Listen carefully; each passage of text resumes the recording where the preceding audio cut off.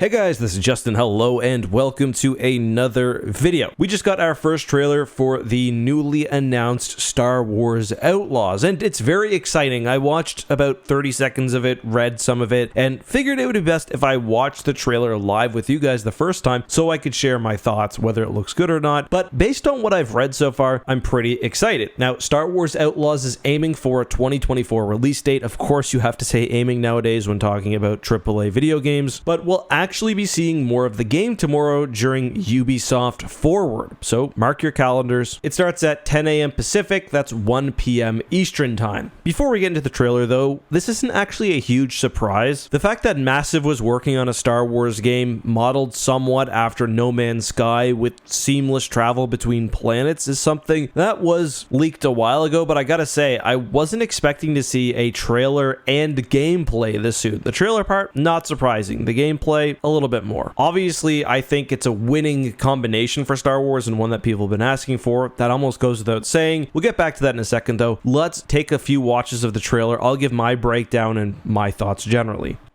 Alright, so as always, I'm going to link to the full trailer down below. I do not want to hear a single bit of belly aching. Oh, Eck, you talk too much over the trailer. Listen, it's my job. People come to listen to me talk. Watch it first on your own because I'm going to be yapping. First time through, we'll watch the trailer, no stopping, just some basic thoughts. Then I'll go scene by scene and talk about everything I think is important or interesting. Of course, this is an entirely pre-rendered trailer. No look at gameplay, although we can make some assumptions about what the game is going to be like. But the opening scene, it's going to challenge those assumptions because we start the trailer off with a battle between the Rebel Alliance and the Empire, using what I'm guessing are assets from Star Wars Squadrons. Looks cool, but you wouldn't expect a game called Star Wars Outlaws to really heavily feature the battle between the Alliance and the Empire. But that's kind of the point here, because immediately it cuts to the Pike Syndicate, to Han being wheeled away by Jabba, and I think that gives us a good idea of the time period. I don't think that's just meant to show the underworld. I think that's saying, hey, this game takes place between episodes 5 and 6. We see the main character here. She's got a name. It's Kay, same as my grandmother. She's got an axolotl here. It's like a land axolotl. That's the only way I can describe it. And she's on the run. I gotta say, I don't love her design. It feels a little generic. Like, she feels almost straight out of like an 80s teen high school movie, which I guess is kind of appropriate for Star Wars. I'm not getting any personality from the character. And I don't think we're going to be able to customize her either based on how heavily she's featured in the marketing material. Her name, Kay, was tweeted by the account, and she's on the box art, or at least the art we've seen so far. So I will say, watching this trailer though, I'm wondering who could possibly appear from, you know, the underworld in Star Wars. I recognize that ship, but I don't know its name. Get off my ship, Jalen. Kind of a funky blaster. That's Kyle Katarn. How are you going to tell me that's not Kyle Katarn? Looks just like him. I love the commando droid with the cloak on. Rancors are so hot right now in Star Wars media. Alright, this is one planet. I won't pause it. That looks like Kijimi. We'll come back to it. This looks like it could be Canto Bight. I believe the planet is Cantonica and Canto Bight's the city. Could have that backwards. That looks like the mushroom biome from Minecraft. And regarding the Rebels Empires thing, I wasn't surprised that it was there at the beginning, because it's kind of a bit of a contrast to what we see later on. You know, she's like, this fight's going on, but we're not there. We're here. Yet we do see the battle between good and evil raging on, but I guess she's kind of just flying through it, chilling. Just take a look at the art here. As I said, she's featured heavily. I mean, I wouldn't be shocked if you can change her outfit. Maybe there's a male version as well. That sometimes happens, but I don't think there's going to be character customization in this, which is a little bit disappointing, because one of the things players have always wanted from the open world Star Wars game that we're finally getting is to feel like you're living in the universe. And I feel like not being able to customize your character somewhat hurts that. The benefit is that to having a set characters, obviously, that you can do a bit more in terms of like cutscenes and dialogue. You know, your character has a set name, a set appearance that can be referenced. But let's get started. We'll watch it again. And I'll pause it this time. Oh yeah, there's an MK right there. So yeah, kind of a juxtaposition. Like, yeah, there's stuff going on, but I'm not involved. That Corvette just absolutely nailed one of those TIE fighters. I love the throwback to Scarif there. Kind of reminds me of the Pike Syndicate on Tatooine. I would not be shocked. I don't know if I'd be more shocked if you do visit Tatooine in this game or if you don't. Like, let me know down in the comments. Would you be more surprised to visit Tatooine or not visit it? But the world here, Very cool image there. belongs to the syndicates. Celestin just getting absolutely murked.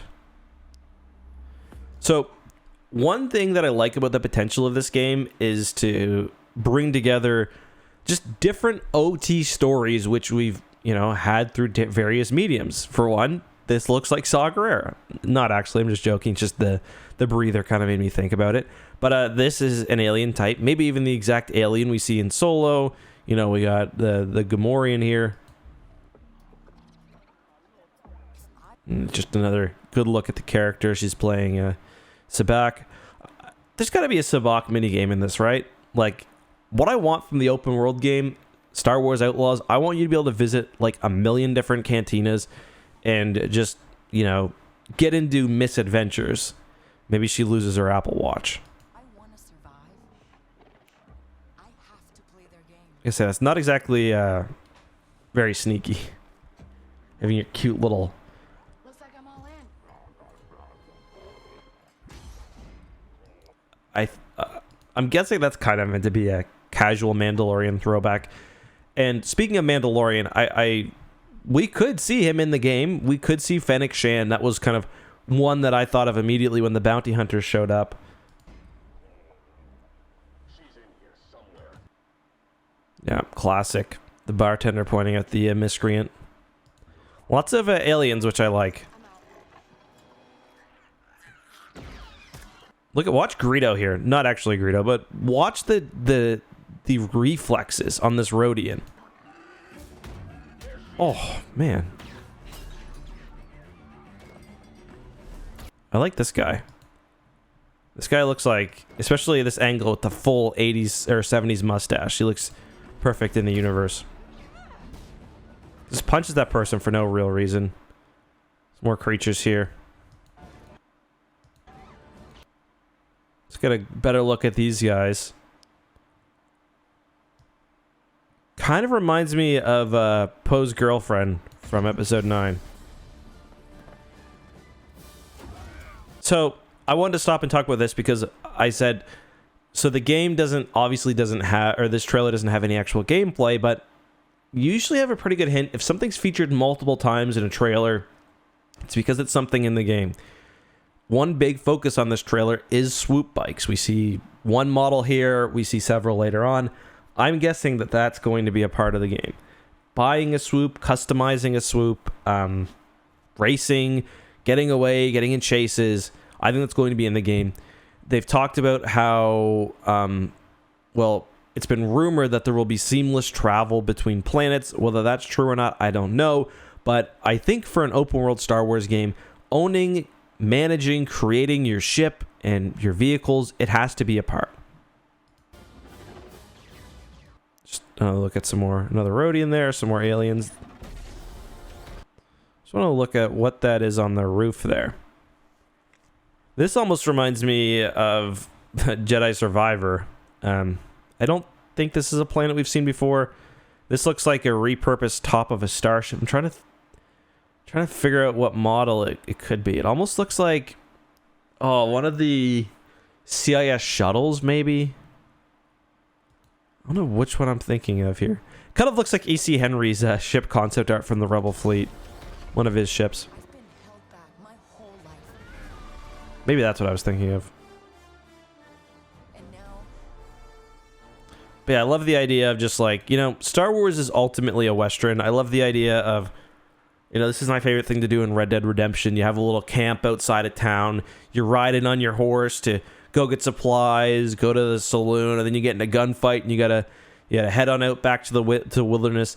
That's what I would like this game to capture. I do have some, I don't know, some concerns when it comes to Ubisoft. I think they've got a mixed track record when it comes to open world games. Like, I think of The Division as being really shallow. I think they do Ghost Recon as well. Some of those are good. Some of those are also quite shallow. I want something immersive. You want to feel like you're in the universe. Like, one of the big problems with Star Wars open world games, and this has always been one of the fundamental problems, is either you have one really detailed planet and it doesn't feel like Star Wars, or you have a bunch of planets and there's just no time to give every planet the attention it deserves, and it ends up feeling very shallow. So And now, wipes are the most Star Wars thing ever. I guess this is maybe Canto Bight here as well. to finally be free.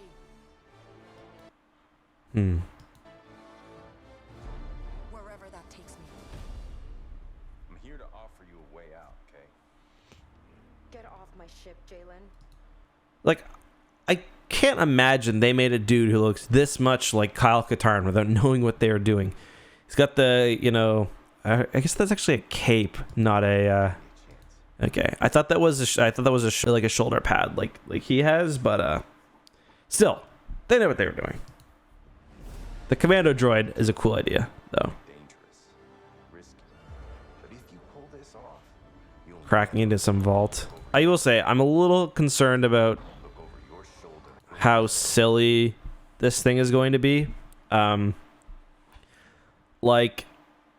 think that when it comes to cute droids or companions in Star Wars, they're often cute if, what works really well is if they're like R2-D2 or BB-8, where they're not designed to be overly, they don't have the big eyes like this. I guess BB-8 is sort of designed to be cute, but R2-D2 is cute largely through his mannerisms. The same thing in Jedi Survivor. BD is cute because of his actions more than, he's got Disney eyes and, But in like 2 years, everyone's going to love this character and someone's going to find this video I made and cancel me. But Look over your shoulder again. yeah, there's the other racing scene I alluded to. Just take a look at the swoops. Or I guess they're not really swoops. They're speeder bikes. There is a difference. Your shoulder. There's not really a difference. I think that's the same model she had. I love the kind of look of the bright blue kind of engines or exhaust bits here. Very cool.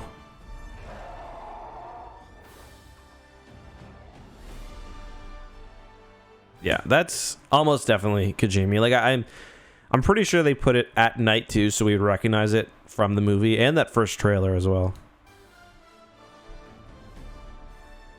And again, looks like Canto Bight to me. Even if you don't like the sequels, I don't think there's any real issues with the planets other than maybe not enough diversity. Like there's no Coruscant of the sequels. So I think it'd be cool to have them brought in. More Pike stuff. But it's a big I'm kind of wondering whether we're going to see Emilia Clarke in this game. That's kind of my big like if I were going to guess a cameo that might appear, I'm wondering about Emilia Clarke. Yeah, we see her in the battle here. It looks like she doesn't actually care about what's going on. She's just trying to get through and leave, which is kind of a funny change compared to what we usually get. But yeah, that's the trailer. That's the trailer. I actually have a lot of high hopes for this game, but we'll know a lot more tomorrow, and I'm going to be doing a full video on what I see, what everyone sees, I guess, and give my full impressions. But this could be the game we've been waiting for, and if this is executed like it should be, it could be the game that Star Wars fans have been waiting for pretty much forever. Their statement that this is the first open world Star Wars game, which they tweeted on Twitter, did draw a bit of controversy.